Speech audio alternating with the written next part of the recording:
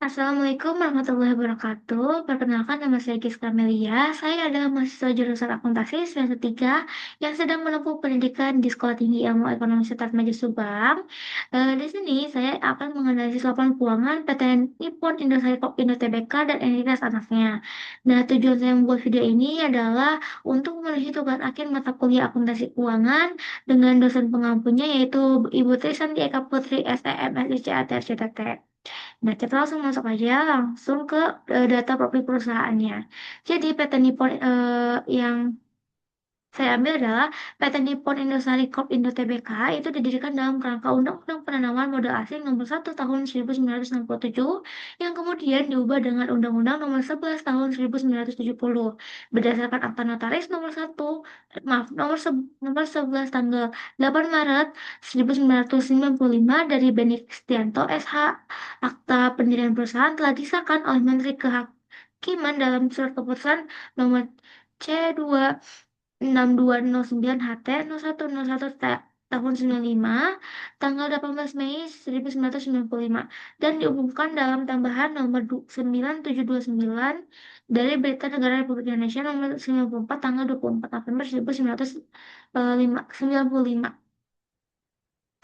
Nah, usaha yang dijalankan perusahaan saat ini adalah industri produk roti dan kue, perdagangan besar produk roti.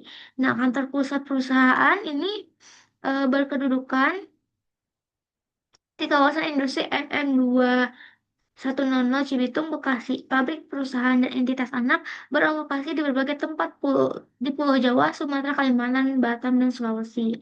Nah, perusahaan memulai operasi komersialnya pada tahun 1996. Perusahaan tidak mempunyai entitas induk karena tidak ada pemegang saham perusahaan yang memiliki kepemilikan efektif atau hak suara di atas 50%.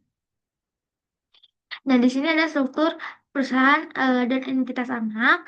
Jadi, laporan keuangan konsolidasian mencakup akun-akun perusahaan dan entitas anak dengan pemilikan sahamnya lebih dari 50% secara langsung. Ini. Nah, entitas anaknya ini ada PT Indosari Niaga Nusantara, itu dan juga ada PT Japasari Mitra Prima. Nah, selanjutnya itu ada Itisan informasi kebijakan akuntansi material atau dasar penyajian laporan keuangan konsolidasian. Laporan keuangan konsolidasian telah disusun sesuai dengan Standar Akuntansi Keuangan di Indonesia (SAK) yang mencakup pernyataan dan interpretasi yang dikeluarkan oleh Dewan Standar Akuntansi Keuangan Ikatan Akuntan Indonesia atau DSAK IAI dan peraturan-peraturan serta pedoman penyajian dan pengungkapan laporan keuangan yang diterbitkan oleh Otoritas Jasa Keuangan atau OJK. Grup telah menganalisis penerapan standar akuntansi telah diterbitkan dan tidak memiliki dampak yang signifikan terhadap laporan keuangan konsolidasian. Di antaranya ada standar akuntansi keuangan internasional, nomenklatur standar akuntansi keuangan, amandemen PSAK 201, liabilitas jangka panjang dan kovenan, amandemen PSAK 116, liabilitas sewa dalam jual beli dan sewa balik, amandemen PSAK 207 dan PSAK 107, pengaturan pembiayaan pemasok. Nah, ketentuan penyajian pada laporan keuangan ini, laporan keuangan konsolidasian itu disusun berdasarkan konsep akrual, kecuali laporan arus kas konsolidasian dan menggunakan konsep biaya historis, kecuali seperti yang disebutkan dalam catatan atas, laporan keuangan konsolidasian yang relevan. Kemudian laporan arus kas konsolidasian yang disajikan dengan menggunakan metode langsung, menyajikan penerimaan dan penggunaan kas dan setara kas yang diklasifikasikan ke dalam aktivitas operasi, investasi, dan pendanaan. Dan mata uang pelaporan yang digunakan dalam penyusunan laporan keuangan konsolidasian adalah rupiah, yang juga merupakan mata uang fungsional perusahaan. Setiap entitas di dalam grup menetapkan mata uang fungsional sendiri dan transaksi-transaksi di dalam laporan keuangan dari setiap entitas diukur berdasarkan mata uang fungsional tersebut. Lalu, laporan posisi keuangan yang pertama ada kas dan setara kas. Kas dan setara kas dalam laporan posisi keuangan konsolidasian yang terdiri dari kas dan bank serta deposito jangka pendek yang jatuh tempo dalam waktu 3 bulan atau kurang yang dapat segera dikonversi konversikan menjadi kas dalam jumlah yang dapat ditentukan dan memiliki resiko perubahan nilai yang tidak signifikan. Uang jaminan yang diterima dari pelanggan yang dibatasi penggunaannya dan ditempatkan pada deposito berjangka disajikan sebagai deposito jaminan pada bagian aset tidak lancar. Nah, di sini diketahui bahwa kas dan setara kasnya ini eh akun ini tuh terdiri dari kas. Kas itu pada tahun 2023 nominalnya sebesar 3.875.875 juta. Maaf. Iya. Oh, maaf. Kasnya sebesar 3.408.875.693 rupiah. Nah, untuk tahun 2024-nya adalah 3.403.779.955 rupiah. Nah, di kas ini tuh ada kas di bank. Berikut ini ada PT banknya. Nanti akan menghasilkan kas biasa dengan kas di bank itu masing-masing untuk tahun 2023-nya sebesar 371.290.670.862 rupiah. Begitupun untuk tahun 2024 adalah 164.502 juta 426.675 rupiah. Nah, terus deposito berjangka nanti nanti akan menghasilkan dari kas di bank dan deposito berjangka pada tahun 2023-nya sebesar 537 miliar dan pada tahun 2024-nya sebesar 430 miliar. Nah, ini lanjutannya. Kemudian yang selanjutnya adalah persediaan. Nah, persediaan itu dinyatakan sebesar nilai yang lebih rendah antara nilai perolehan atau nilai realisasi neto. Nah, nilai perolehan ditentukan dengan menggunakan metode rata-rata bergerak. Nilai realisasi neto adalah estimasi harga penjualan dalam kegiatan usaha normal setelah dikurangi dengan estimasi biaya penyelesaian dan estimasi biaya yang diperlukan untuk melaksanakan penjualan. Cadangan atas penurunan nilai persediaan ditetapkan untuk menurunkan nilai tercatat persediaan ke nilai netonya. Nah, persediaan akun ini terdiri dari bahan baku, suku cadang, dan lain-lain, barang jadi, dan juga bahan kemasan nantinya akan ditotalkan bahwa pada tahun 2023 sebesar 137 miliaran dan tahun 2024-nya sebesar 156 miliaran. Nah, selanjutnya itu ada beban dibayar di muka. Beban dibayar di muka diamortisasi selama masa manfaat dengan menggunakan metode garis lurus. Kemudian beban dibayar di muka ini terdiri dari pemeliharaan, bahan sewa lain dan sebagainya. Itu totalnya untuk tahun 2023 sebesar 14.406 jutaan dan untuk tahun 2024 itu sebesar 14.144 jutaan. Kemudian ada aset tetap. Aset tetap itu dinyatakan sebesar biaya perolehan itu dikurangi akumulasi penyusutan dan rugi penurunan nilai. Jika ada eh, biaya perolehan aset tetap meliputi harga pembelian, biaya-biaya yang dapat diatribusikan secara langsung untuk membawa aset ke lokasi dan kondisinya sekarang, dan estimasi awal biaya pembongkaran dan pemindahan dan restorasi lokasi aset jika ada. Setiap bagian dari aset tetap dengan biaya perolehan yang signifikan terhadap total biaya perolehan aset disusunkan secara terpisah. Oke, untuk aset tetap, ini rincian aset tetapnya.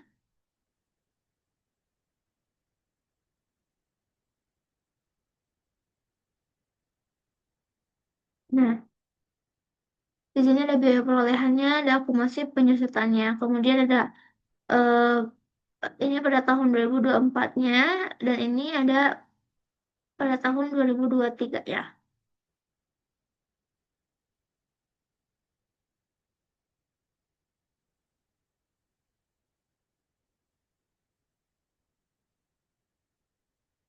Nah, eh, perincian pelepasan aset tetap adalah sebagai berikut. Penerimaan dari penjualan nilai buku atau neto pada tahun 2023-nya itu sebesar 205 jutaan dan pada tahun 2024-nya sebesar 331 jutaan. Kemudian ada aset tak berwujud. Aset tak berwujud itu diperoleh secara terpisah, diukur sebesar nilai perolehan data pengakuan awal. Setelah pengakuan awal, aset tak berwujud itu dicatat pada biaya perolehan dikurangi akumulasi amortisasi dan akumulasi rugi penilaian, penurunan nilai. Nah, ini aset tak berwujud ini terdiri dari biaya perolehan dan juga akumulasi penyusutan. Untuk selanjutnya itu nih, ini adalah aset tak berwujud lanjutannya. Nah, di sini dijelaskan bahwa pengujian penurunan nilai atas jaringan distribusi berdasarkan perhitungan metode kelebihan pendapatan, pendekatan penghasilan. Berikut adalah ringkasan dari asumsi utamanya ini. Jadi untuk pada tahun 2023-nya mendapatkan tingkat diskonto sebesar 16,09% dan juga pada tahun 2024 sebesar 16,63%. Dan tingkat pertumbuhan majemuknya itu pada tahun 2023 adalah 3,94% dan pada tahun 2024 yaitu 3,28%. Nah, di sini ada deposito jaminan. Jadi deposito jaminan ini, akun ini terdiri dari deposito berjangka rupiah yang akan ditempatkan oleh perusahaan dalam bank sehubungan dengan deposito jaminan yang diterima dari distributor dan agen. Nah, ini rincian-rincian dari akun deposito jaminan itu contohnya seperti ada di eh, PT Bank Sentral Asia, Bank Rakyat Indonesia, Bank Mandiri, Bank Negara Indonesia. Yang dimana total apa ya? Total 2023-2024 itu untuk tahun 2023 sebesar 20 miliaran, untuk tahun 2024-nya sebesar 21 miliaran. Untuk ini tuh semua bank yang disebutkan di atas merupakan pihak ketiga.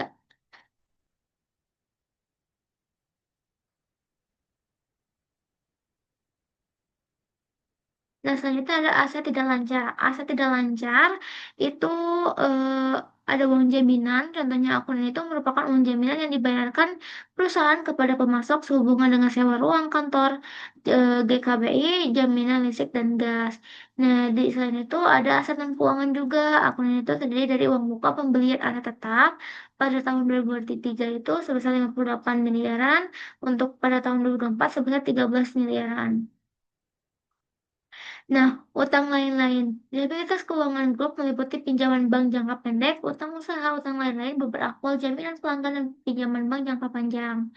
Nah, utang lain-lain, akunan itu terdiri dari utang kepada pemasok atau kontraktor yang terutama timbul sehubungan dengan jasa transportasi, pembangunan pabrik baru, serta pembelian mesin dan peralatan dengan rincian sebagai berikut. Jadi untuk pihak ketiga itu ada rupiah dan mata uang asing. Kemudian untuk jumlah utang lain-lain pihak ketiganya untuk tahun 2023 sebesar 145 miliaran, untuk pada tahun 2024 sebesar 130 miliaran. Nah, untuk pihak berelasinya sebesar dua, di tahun 2023 sebesar 34 miliar, untuk tahun 2024 sebesar 51 miliar. Nanti keduanya ditotalkan. Kemudian yang selanjutnya adalah perpajakan. Nah, perpajakan eh, ini contohnya. Jadi yang pertama pajak dibayar di muka terdiri dari entitas anak. Nah, pajak penghasilan, pajak pertambahan nilai. Kebetulan di sini hanya ada untuk tahun 2024-nya, nanti yang totalnya itu sebesar 688 juta 765.170 rupiah. Nah, utang pajak itu terdiri dari perusahaan. Nah, perusahaan pajak penghasilannya itu banyak banyak pasalnya, dan juga entitas anaknya itu pajak penghasilan pasal 21, 23, 42. Nah, ini selanjutnya adalah beban akrual. Nah, beban akrual ini akun ini terdiri dari beban promosi, listrik, gas dan air, transportasi dan distribusi, bunga, biaya karyawan, jasa profesional, dan lain-lain. Jadi untuk menanyakan beban akrual ini dapat dari mana dan apa aja sih beban akrual? Jadi beban akrual itu ini penjelasan dari banyaknya beban-beban. Kemudian ada pinjaman bank jangka pendek. Nah, pinjaman bank jangka pendek itu pada tahun 2020 perusahaan itu memperoleh fasilitasnya kredit pinjaman berjangka money market sebesar 500 triliun dari PT Bank Sentral. Kemudian pada tanggal 10 Aprilnya 2023 pernah melakukan penawaran pinjaman sebesar 400 triliun dan perusahaan membayar sebagian pinjaman tersebut sebesar 300 triliun. Sisa dari nilai pinjaman tersebut dikenakan bunga sebesar 7,15% pun dan telah dilunasi pada tanggal 8 Februari 2024. Ini hanya untuk sekedar informasi saja. Terus pinjaman bank jangka panjangnya itu ada perusahaan ini melakukan pinjaman bank dalam jangka panjang kepada PT Bank Sentral Asia Tbk yaitu sebesar 500 triliun dikurangi dengan biaya pinjaman yang belum diamortisasi sebesar masing-masing 2023 itu 1 miliaran dan 2024 itu sekitar 4 miliaran. Kemudian sewa, ada sewa. Nah, sewa grup menilai pada awal kontrak apakah suatu kontrak adalah atau mengandung sewa. Artinya, jika kontrak memberikan hak untuk mengendalikan penggunaan aset teridentifikasi untuk periode waktu untuk dipertukarkan dengan imbalan. Nah, sewa. Sewa grup ini tuh memiliki kontrak sewa untuk berbagai aset yang mencakup bangunan dan kendaraan yang digunakan dalam operasinya.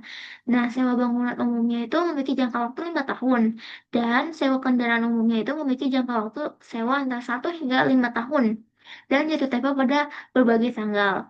Nah, grup memiliki sewa tertentu untuk masa sewa kurang dari 12 bulan atau dengan nilai rendah. Grup ini tuh menerapkan pengecualian pengakuan untuk sewa-sewa dan mengakui biaya sewa berdasarkan garis lurus dalam laba rugi. Nah, aset hak guna yang diakui pada laporan posisi keuangan konsolidasi grup untuk tahun yang berakhir pada tanggal 31 Desember 2024-2023. Nah, ini adalah sewanya. Saldo per 1 Januari 2024 eh, nanti akan menghasilkan saldo per 31 Desember dan juga saldo per eh, pada tahun 2023 dan 2024.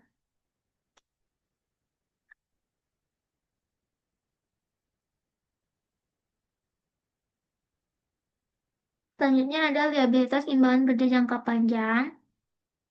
Liabilitas imbalan kerja jangka panjang ini perusahaan hanya berhubungan dengan liabilitas imbalan pasca kerja. Imbalan ini tidak didanai. Jadi penyisian imbalan pasca kerja ini diestimasi manajemen berdasarkan perhitungan aktuaria. Dan rincian beban imbalan kerja neto ini tuh diakui dalam laporan laba rugi konsolidasian adalah sebagai berikut. Jadi untuk ini liabilitas imbalan kerja jangka panjang ini dia mengambilnya dari biaya jasa kini, biaya bunga, kelebihan pembayaran imbalan. Kemudian modal saham. Nah, modal saham untuk eh,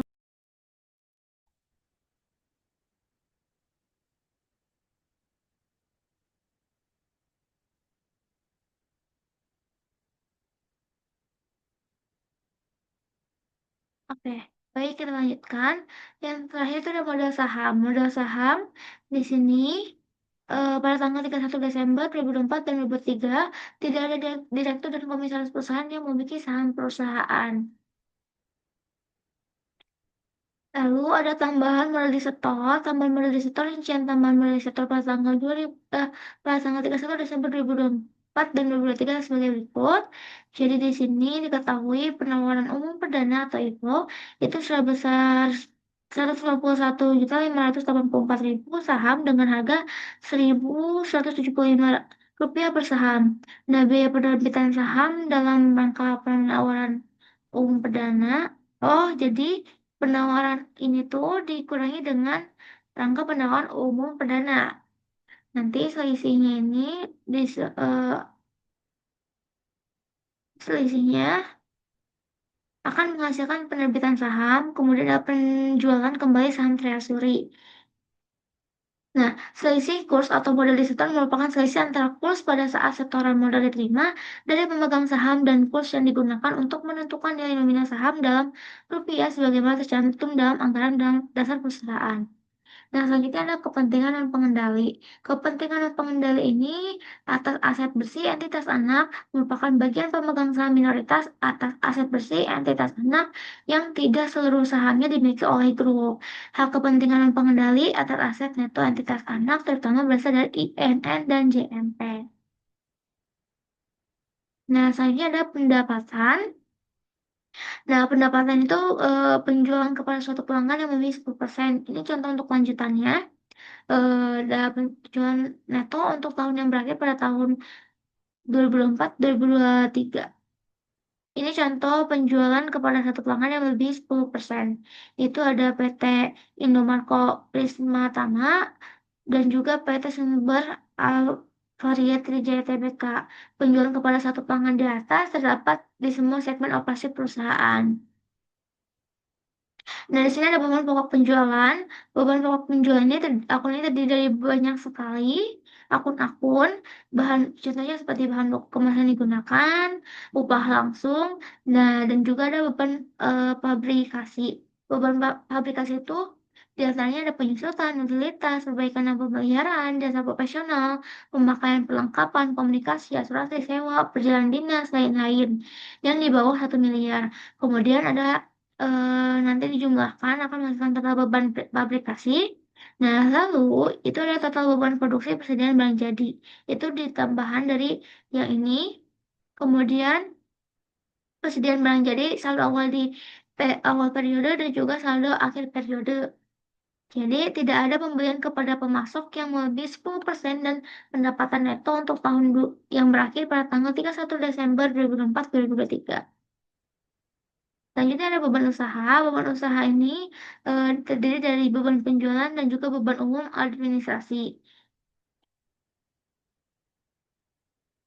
Ini contoh-contoh akun pada beban penjualan perusahaan Nippon ini dan juga ada beban umum administrasi pada tahun 2023 dan 2024-nya. Kemudian ada penghasilan operasi lainnya. Penghasilan operasi lainnya itu seperti penjualan barang usang, laba atas selisih kurs, laba atas penjualan dan juga aset tetap dan lain-lain. Nah, beban operasi lainnya itu terdiri dari beban operasi lain-lain tentunya. Kemudian ada saldo dan transaksi dengan pihak-pihak berrelasi. Dalam kegiatan usahanya, grup itu melakukan transaksi dengan pihak-pihak berrelasi. Rincian akun dan transaksi yang signifikan dengan pihak-pihak berrelasi adalah seperti berikut. Nah, di sini sudah diketahui ada piutang usaha dari PT Indomarko, PT Lion Superindo, PT Indofood, dan PT Salim. Nah, terus untuk investasi jangka panjangnya itu ada PT Mitra New Grain. Untuk utang usahanya itu ada PT Indofood Sukses Makmur, ada PT Salim, ada PT Indolakto, ada PT Indofood, ada PT Indofood CBP Sukses. Nah, utang lain-lainnya itu ada PT Indomarko Prisma Tama, PT Mitra New Grain, dan PT Lion Superindo. Nanti ini itu ada kumpulan-kumpulan dari piutang, investasinya, utang usahanya, dan utang lain-lainnya.